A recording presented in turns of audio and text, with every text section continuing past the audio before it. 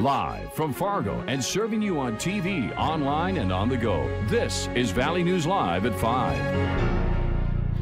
What did you believe had happened to Savannah at that point?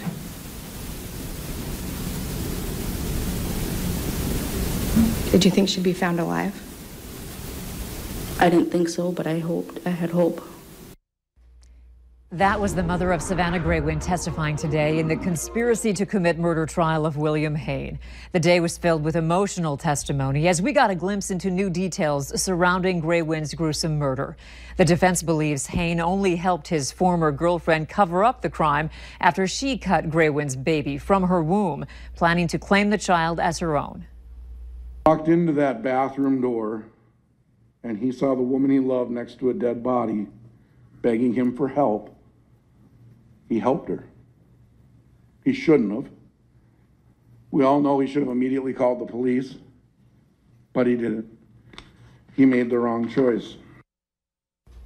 We also heard from Graywin's father, who testified that he tried to get answers and reactions early on from Hain. He came up to me, shook my hand. He said, "I'm sorry for what happened to your daughter." I looked at him and I asked him, "What happened to my daughter?" He said he didn't know. Today, both sides outlined their cases in opening statements to jurors in a Fargo courtroom. The case might turn on which version of a timeline of events the jury believes. Prosecutors believe they can prove William Hain helped kill Savannah Graywin. We'll have more on this story coming up on Valley News Live at 6. Creepy moments for some people in Bemidji, Minnesota. Several women there told police they were approached by a couple who asked if they wanted to model out of state. The first report came in this past Sunday. A woman says she was in a parking lot when a man and woman came up and asked her to model. 2 more similar reports were filed in the days after. Police are now looking to identify that couple. They have also been in St. Louis and Carlton counties, and they're driving a 2008 beige Chevy Tahoe. It has Idaho plates, K664960. If you have any information, call police. Also tonight on Valley News Live at 9 on Fargo CW and at 10, we traveled to Bemidji to uncover more details on the strange encounters. Also, authorities in Bemidji are warning of a level 3 sex offender moving to that city. 28-year-old Tadashi Anderson engaged in sexual contact with a 14-year-old girl multiple times. Anderson gained access to the victim by meeting her online and then in person. Anderson also has a history of watching child porn and sexual contact with 2 young boys, ages 5 and 8. He's now living in the 100 block of Rayco Street in southeast Bemidji. Not a lot of change in the forecast, still cool and quiet, but we will be adding in soggy in the not too distant future. Hutch, what's happening this evening? Well, the good news is this evening we just have clouds across the area. Those clouds have limited temperatures, not quite as warm as yesterday, but for most of us, things remaining fairly quiet. Here is a peek at the temperatures right now. Most of us in the low to mid 60s. 59 though in Wadena, one of the cool spots in Minot at 56 degrees. There are showers moving out of the Sioux Falls area and in through southern Minnesota. Another round out near Glasgow, Montana. All of this converging on our area during the overnight, and that will change things. But this evening, we stay dry. Those north winds at around 10 to 15 miles per hour will be persistent. Bring the light jacket. Cool 50s expected by bedtime tonight. We'll see 40s at 11 o'clock at night in Grand Forks. Andrea, most of the rain coming tomorrow, some of it quite heavy. I'll have details on when and where this is all taking place in a few minutes. All right, thanks, Hutch. One man is dead following a fatal crash near Williston, North Dakota. Officials say a 26-year-old man on a motorcycle was traveling on U.S. Highway 85, approaching a slight curve in the road that leads toward U.S. Highway 2. They say that's where he went off the roadway, hit the ditch, and overturned. The driver was thrown from the motorcycle and later pronounced dead at the scene. It's being called an epidemic. Thousands of people die from it each year, distracted driving. And that's why Minnesota law enforcement wants the state to make a big change. They want it to be illegal for you to hold a phone while driving. Tonight, Valley News Team's Melanie Palmer has our story. It doesn't matter who you ask. About 95% of the people I see are texting on their phone while driving. We've all seen it before. I can't count the amount of times I've looked over and seen a car next to me where the driver's driving with their knees and they got both hands on their phone trying to send a text message. Chris Miller does a lot of driving. He's a truck driver, and today his route takes him from Canada to Michigan. And he says where he comes from, there is already a hands-free rule drivers have to follow. Most jurisdictions in Canada where I drive primarily, it's a hands-free rule. You're free to take calls on your phone, but you have to have like a hands-free headset. And that's why he thinks it should be banned in Minnesota. It should be legislated out. But it hasn't been banned yet. In Minnesota, there was legislation to do so this spring, but it went nowhere. The numbers are quite high. Mark Empting with the Clay County Sheriff's Department says he sees countless drivers every day on their phones, whether they're texting, checking their Facebook, or talking. And he tells us he's all for a hands-free option. I would support the Bluetooth option, obviously. The hands-free option.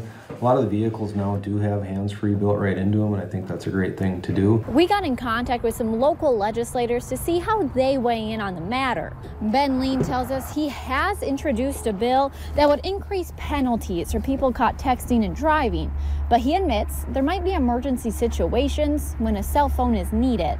And he says it's a safe bet they'll be getting another look at the bill when legislative sessions reconvene next year. In Moorhead, Melanie Palmer, Valley News Live.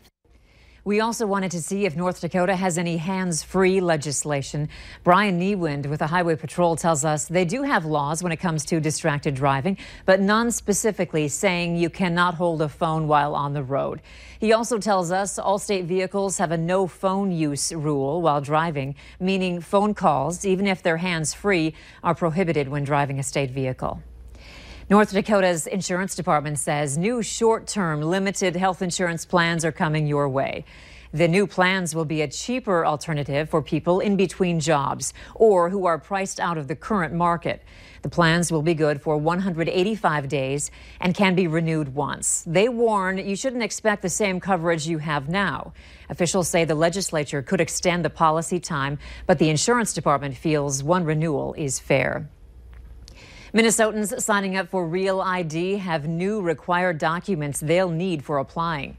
Officials say new IDs must comply with federal security standards. A Real ID compliant driver's license or ID card will not be required for domestic air travel for 2 years.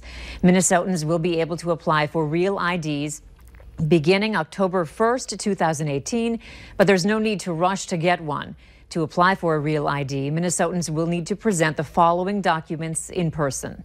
One document proving identity, date of birth, and legal presence in the U.S.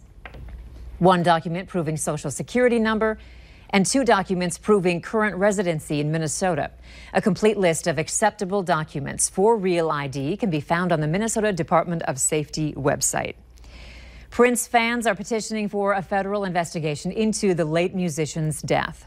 Prince's 2016 death at his Minnesota estate is blamed on an accidental fentanyl overdose traced to counterfeit painkillers laced with fentanyl. A nearly 2-year probe by federal, state, and county investigators came up empty, unable to identify the person who supplied Prince with the tainted drug. Fans are not giving up, though. More than 6,000 people have signed a petition asking the U.S. Attorney's Office to open a grand jury investigation. There's no comment so far from the U.S. Attorney's Office. Rogue Candies announced today that it will be opening up its first storefront in collaboration with Red Silo in downtown Fargo. The candy company said the storefront should be open in November, just in time for the holiday season. From original caramel to unique flavors like maple bacon, s'mores, and pumpkin spice, Rogue Candies makes it their mission to bring these bold flavors naturally. We try to keep things as local as possible, so using honey that's sourced locally, apples that are sourced locally, and just making sure that we use real ingredients. So there's no flavoring, there's nothing in there that we're doing artificially. If you can't wait until November, you can contact Rogue Candies through its Facebook page. Former Minnesota Vikings safety Keith Nord has lost his battle with aggressive cancer. A graduate of St. Cloud State University, Nord showed up at Vikings training camp in the summer of 1979 with a heart full of courage and a small shot at making his NFL dream come true. He defied the odds, carving out a 7-year career with the Vikings. Nord became a team captain in 1983, and after professional football, Nord's next chapters included motivational speaking and on-air work for the NFL. Nord is survived by his wife, Jeannie, and 5 children, Jenny.